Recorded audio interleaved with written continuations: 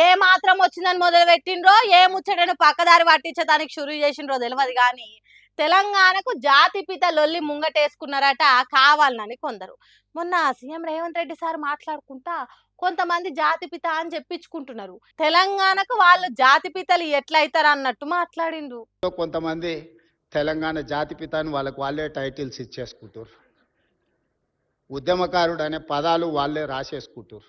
ఇదే ముచ్చట మీద చర్చలు మొదలైనయి. మరి నిజంగా ఎవరు తెలంగాణకు జాతిపిత? ఎవరు తెలంగాణ రాష్ట్రం కోసం కొట్లాడిండ్రు?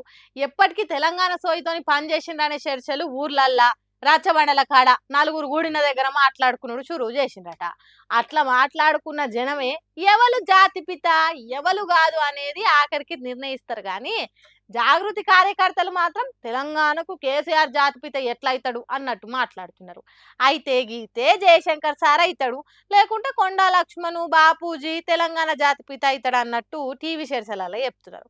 మరి వాళ్ళను ఆ తీరుగా మాట్లాడమని కవిత అనుకుని ముంగటికి నెట్టుతున్నదా, లేకుంటే వాళ్ళ సొంత ముచ్చట చెప్తున్నారా అనేది మన తెలియదు కానీ కడుపారగన్న బిడ్డే కేసీఆర్ ను తెలంగాణకు జాతిపిత కాకుండా అడ్డం పడుతున్నది అన్నట్టు మాట్లాడుకుంటారట. ఇంకో పక్క శత్రువులు అనేటోళ్ళు ఎక్కడనో ఉండరు, మన ఇంట్లోనే కూతుర్ల రూపంలో మన పక్కనే ఉంటారని ఏదో సినిమాల డైలాగ్ చెప్పినట్టు చేస్తున్నది కవిత అని అంటున్నారట. సరే, ఒకవేళ కవిత కేసీఆర్ ను జాతిపిత కాదనే ఆలోచనలే లేకుంటే జాగృతి కార్యకర్తలు టీవీ చర్చలలో చెప్పిన ముచ్చట్లను ఖరాఖండి ఖండించాలి కదా.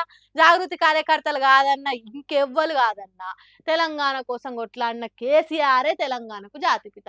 మా నాయనను మించి ఎవ్వరు కొట్లాడిండ్రు తెలంగాణ కోసం అని చెప్పాలి. మరి ఎందుకు చెప్తలేదు అంటే సీఎం రేవంత్ రెడ్డి ఏం చెప్తే దాన్నే కవిత లీడర్ గిర్ల నడిచే జాగృతి మాట్లాడుతున్నది. బీఆర్ఎస్ పార్టీ వాళ్ళ కాళ్ళల్లో కట్టెలు పెట్టినట్టు చేస్తున్నదనే చర్చలు ఇంకో పక్క నడుస్తున్నాయి.